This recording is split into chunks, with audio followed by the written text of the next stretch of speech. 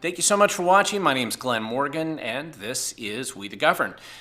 Today we're going to be talking about a story that was pretty recent in the news, and it probably will come as no surprise to anybody who's paid any attention to what's going on here. But essentially, it's about how Washington State Governor Bob Ferguson here apparently lies, just habitually or just who he is, about the fact that he claims there's only 2 illegal aliens in Washington State prisons. And of course, we all know that's not true, except for Bob Ferguson and the people he expects to believe him, because at a bare minimum, there are at least 310 illegal alien violent criminals who are currently in Washington State prisons today.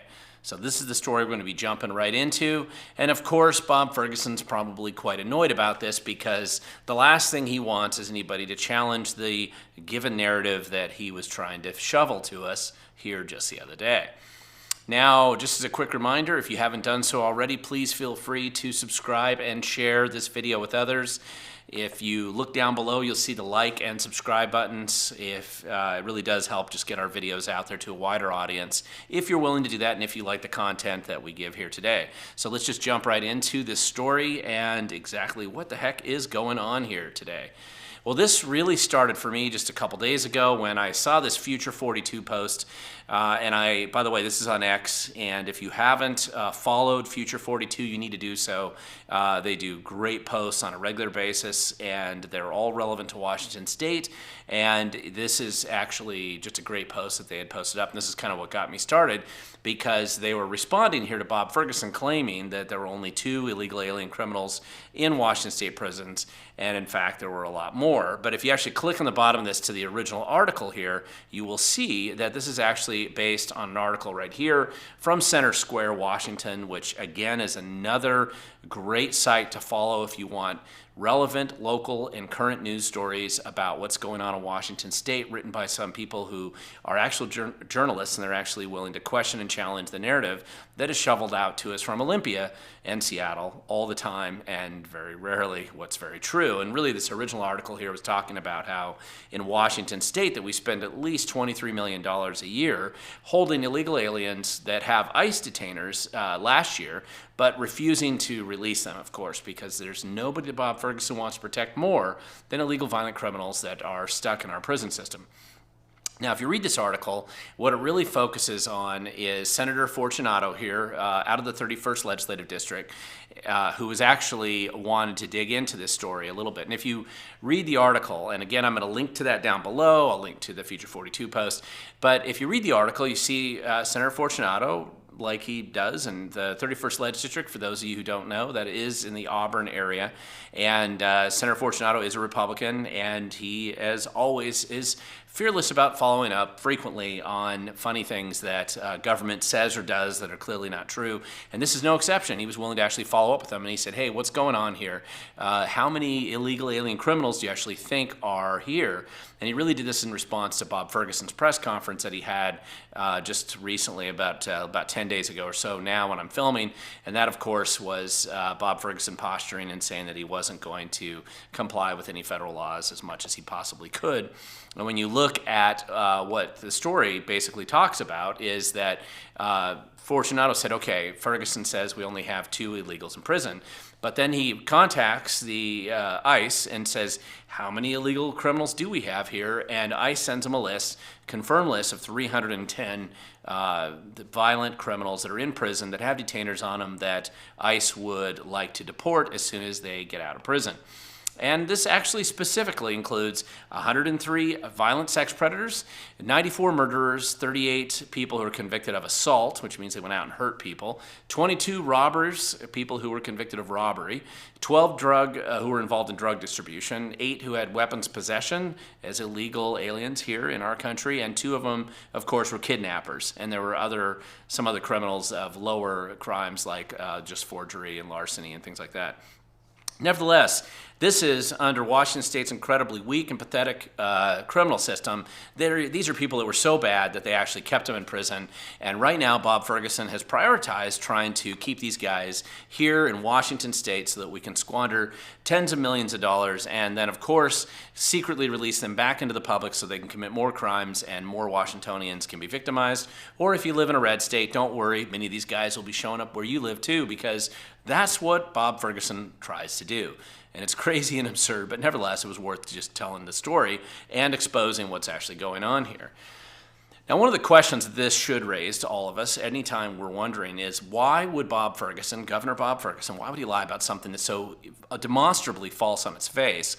And why does he think he's going to get away with it? I mean, after all, why exactly does Bob Ferguson want to protect violent criminals so desperately? And there's no doubt he's just dedicated himself to doing this. Now, one of the first answer to the question is he lies because he figures he can get away with it. He doesn't believe anybody in the traditional media, and he's right. They're just totally sold their souls long ago.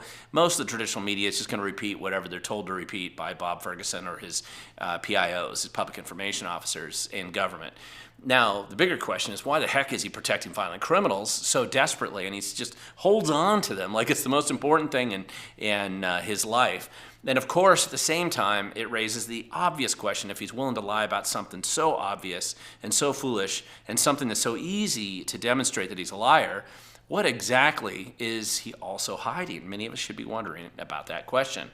Because essentially, Bob Ferguson, in his mind, is defining himself as the Ferguson versus Trump, right? This has been his primary way of defining himself really since 2016.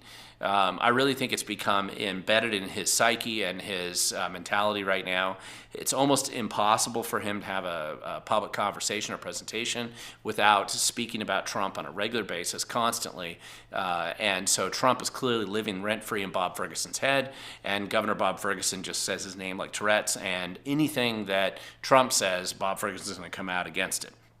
That's just the way he is. He can't help himself. This is the situation that we're in right now, and I think that's why he continually is willing to do stuff like this. Now, I will point out here, when you look at the history of Bob Ferguson, he just endlessly defends violent criminals.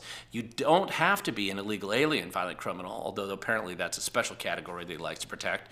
As I've done many stories in the past, he also seems to like protecting violent sex predators, particularly those located at McNeil Island, releasing them secretly into our communities. He bends over backwards to do stuff like this on a regular basis, always has since he was Attorney General, and it just doesn't seem to be getting any better the more we look at it. Now, Bob Ferguson certainly has a plan in why he's lying or why he's willing to just say stuff like this. You can speculate on what it is, but he definitely has a plan, and this is just his behavior that unfortunately we're just going to have to expect moving forward, it looks like. But the bigger question is, we can't always control, of course, what Bob Ferguson's going to do. The bigger question that people oftentimes ask when they've heard a story like this is they're asking, what exactly can I do about it? And since we like to talk about activism and things you can do to make an impact, or at least start to hopefully move that ball forward in some good direction, then let's talk about what you can do. I actually think that there's several things that you can do. Number one, I think when it comes to a obvious lie like this, we should start emailing and posting the question far and wide, when will Bob Ferguson stop lying? And I think that's a legitimate question to ask. Is it even possible for him to tell the truth, or is he just so incapable of telling the truth that just lying just comes to him, like I said, Tourette's syndrome or something like that? He just can't help himself. That's what he does. But it is worth getting out there and making this campaign all throughout Washington State via social media and your comment section that you post up anywhere. We want to help Bob Ferguson, our governor, please stop lying. Let's try to convince him to stop lying and start telling the truth for a change. And it will be a significant change for him and probably something very difficult to do. But sometimes the first thing to do when you know that you have a problem is to recognize that you have one. And I think by raising this question, many of us can start to force perhaps not Ferguson, but at least the staff around him to perhaps start convincing him that maybe lying isn't the best default position for him to take. Otherwise, if we aren't willing to do something like this, I think he just believes he can continue to get away with it.